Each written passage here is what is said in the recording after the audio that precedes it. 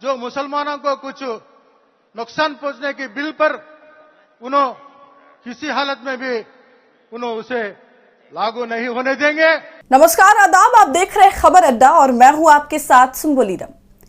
हिंदू मुस्लिम भाई भाई हैं, उन्हें बांटेंगे तो देश तबाह हो जाएगा।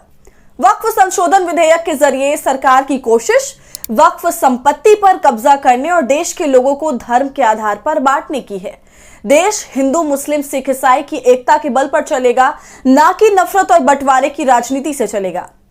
दोस्तों, ये बात जमीयत उलमाए हिंद के अध्यक्ष मौलाना अरशद मदनी ने केंद्र सरकार पर सांप्रदायिक राजनीति को बढ़ावा देने का आरोप लगाते हुए कहा है। आप तो जानते हैं, देश में इस वक्त भाजपा के फैलाए नफरत की एक बयार सी चल पड़ी है। देश का हर बड़ा राज्य इससे अछूता नहीं है। आप देखिए कि देश में चारों तरफ कैसे मुद्दे उठ रहे हैं। बहराइच जैसे दंगे फसाद वाला मामला सामने आया, इसमें सरकार समेत वहां की पुलिस प्रशासन पूरी तरह से शक के घेरे में है। यह हम सभी ने देखा। फिर बिहार में किस तरह से भाजपा के नेताओं ने भरे मंच से भड़काऊ भाषण दिए, सीधा सीधा मुस्लिमों को मारने का आदेश दिया गया, मुस्लिमों को हिंदू बनकर रहने के लिए कहा गया।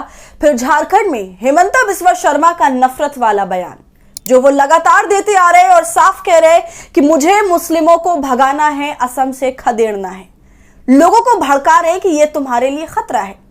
तो भाजपा की कुल जमा राजनीति जो है वो यही है, असली मुद्दों को दरकिनार करो और धर्म के मुद्दों पर लोगों को डराओ, या कहें मुसलमानों के नाम पर लोगों को डराओ और वोट पाओ। दोस्तों, कल दिल्ली के इंदिरा गांधी स्टेडियम में जमीयत उलमाए हिंद के संविधान संरक्षण सम्मेलन की अध्यक्षता करते हुए मौलाना अरशद मदनी ने देश से जुड़ी तमाम तरह की बातें करी, सभी जरूरी मुद्दों को उठाया। अब चाहे वो भाजपा का देश में नफरत फैलाने का मुद्दा हो, आपसी भाईचारे का मुद्दा हो, या फिर वक्फ बोर्ड संशोधन पर अपनी प्रतिक्रिया देना हो। और सिर्फ यही नहीं, इस सम्मेलन में भाजपा की बैसाखी कही जाने वाली पार्टियां भी शामिल हुई थी। जी हां, टीडीपी चंद्रबाबू नायडू की पार्टी के वाइस प्रेसिडेंट नवाब जान उर्फ अमीर बाबू भी इस सम्मेलन में शामिल हुए और उन्होंने कुछ ऐसी बातें कर दी हैं जिससे भाजपा की बैसाखी टूट भी सकती है। इसके अलावा मौलाना मदनी ने भी चंद्रबाबू नायडू और नीतीश कुमार को धन्यवाद किया है। दिल्ली के बाद यह सम्मेलन पटना में होगा और फिर आंध्र प्रदेश में होगा, जिसमें खुद चंद्रबाबू शामिल होंगे। तो अब यह सारा मामला एक नया मोड़ लेता जा रहा है। दोस्तों, कल दिल्ली में इंदिरा गांधी स्टेडियम खचाखच भरा हुआ था, हजारों की तादाद में लोग जमा हुए थे। मौलाना अरशद मदनी की तरफ से संविधान बचाओ प्रोग्राम आयोजित किया गया था। इस प्रोग्राम में प्रेस से लेकर सभी मुस्लिम उलमा समेत बड़े नेता भी शामिल थे। जैसा कि मैंने बताया, टीडीपी के वाइस प्रेसिडेंट नवाब जान इस प्रोग्राम में शामिल थे और उन्होंने कई तरह की बातें करी, वो मैं आपको आगे बताऊंगी। लेकिन उससे पहले मौलाना मदनी ने क्या कुछ कहा है वो मैं आपको पहले बताती हूँ। अरशद मदनी ने भारतीय जनता पार्टी को और नरेंद्र मोदी को जबरदस्त तरीके से घेरा है, उन पर निशाना साधा है।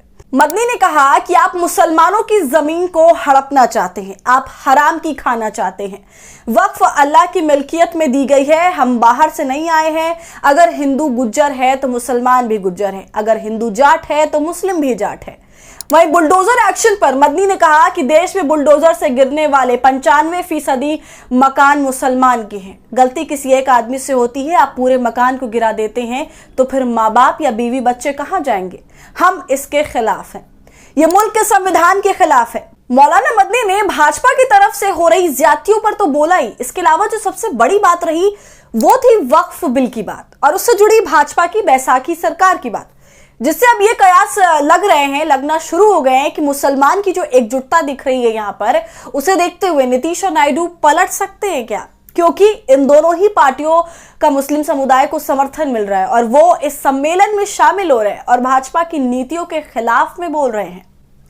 जमीयत की ओर से टीडीपी नेता चंद्रबाबू नायडू और जेडीयू नेता नीतीश कुमार से इस मुद्दे पर विचार करने का आह्वान किया गया है और कहा गया है कि अगर यह बिल लोकसभा में पास हुआ तो बीजेपी सरकार का समर्थन कर रही ये दोनों पार्टियां भी इसकी जिम्मेदार होंगी। मौलाना अरशद मदनी ने कहा कि देश की जनता ने भाजपा की नीतियों को नकार कर उसे हरा दिया। उन्होंने कहा कि सरकार दो बैसाखियों पर टिकी है, एक चंद्रबाबू नायडू और दूसरे बिहार के नीतीश कुमार।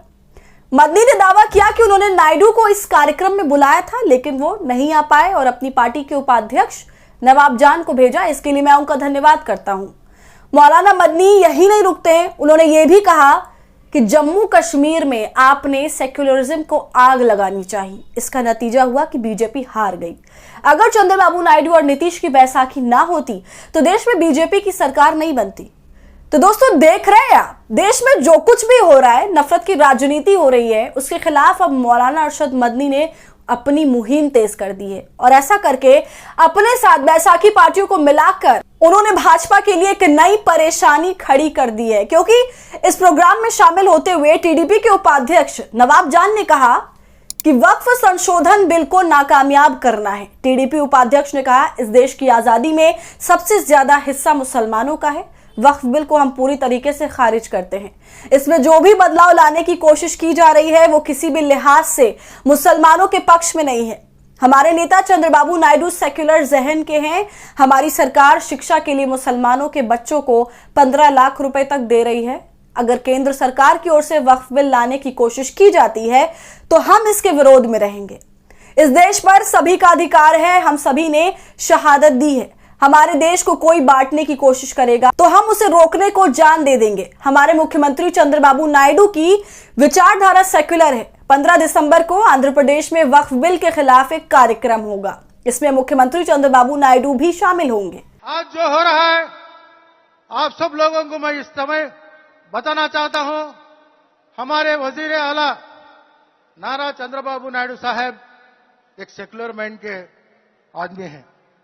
उसका मिसाल बोलता हूं मैं, उन्होंने कभी स्टेज में हंदे एक ही बात बोलते, हिंदू मुसलमान मुझे दोनों आंखें के बराबर है। एक आंखी को मान लगा तो पूरा जिस्म को तकलीफ होता, मैं बर्दाश्त नहीं करता हूं। दोनों को एक ही नजर से देख के मैं आगे ले जाने में काम करता हूं बोल को हर प्लेटफॉर्म में भी हमारे वजीर आला नारा चंद्रबाबू नायडू साहब बोलते आ रहे हैं, करते भी आ रहे हैं। इनके हुकूमत में मुसलमानों को जो फायदा पहुंचता है, कोई भी हुकूमत में पिछले हमारे आजादी आने के समय के बाद जो हमारे आंध्र प्रदेश में मुसलमानों को। दोस्तों, अब इस बयान के बाद से चर्चा होने लगी है कि भाजपा का अब इस पर क्या स्टैंड होगा।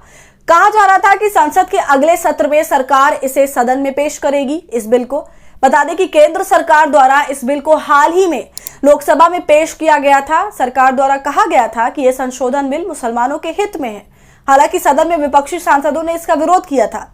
विपक्षी सांसदों के विरोध के बाद इसे जेपीसी में भेजा गया था। सरकार ने वक्फ संशोधन बिल पर देश के लोगों की राय भी मांगी थी। लाखों की तादाद में लोगों ने ईमेल्स भी किए थे इस पर। हालांकि इस बिल के खिलाफ मुस्लिम संगठन भी लगातार आवाज उठाते रहे, लेकिन टीडीपी के उपाध्यक्ष के बयान के बाद से राजनीति तेज हो गई है। आपको बता दूं कि जमीयत ने इस महीने के अंत तक या दिसंबर में चंद्रबाबू नायडू के निर्वाचन क्षेत्र में लगभग 5 लाख मुसलमानों की एक सभा आयोजित करने की योजना की घोषणा की है, जहां वे मुस्लिम समुदाय की चिंताओं और भावनाओं को विस्तार से पेश करेंगे। तो चुनाव से पहले एक नया सिनेरियो बनता जा रहा है जो कि भाजपा के खिलाफ है। आप चाहे हेट स्पीच के मामले में उसके नेताओं पर एफआईआर करना हो, देश भर में उनकी आलोचना होना हो, या पार्टी से नाराज चल रहे उसके बैसाखी पार्टियों का हाई लेवल मीटिंग करना हो और भाजपा के नेताओं को फटकार लगानी हो, ये सारी तमाम बातें अब इस बात को और मजबूती देती जा रही है कि आने वाले दिनों में भाजपा की जो गठबंधन सरकार चल रही है वो टूट सकती है। तो दोस्तों, आपका इस पूरे मामले पर क्या कहना है? आप वक्फ बिल को लेकर अपनी क्या राय रखते हैं? क्या आपको भी लगता है कि इस सम्मेलन का असर भाजपा की बैसाखी सरकार पर पड़ेगा, या जितने भी तमाम मुद्दे सम्मेलन में उठाए गए उन सबसे भाजपा इफेक्टेड होगी या नहीं? हमें अपनी राय कमेंट सेक्शन में जरूर दीजिएगा। वीडियो पसंद आई हो तो इसे लाइक और शेयर कर ले और खबर अड्डा को यूट्यूब पर सब्सक्राइब कर ले।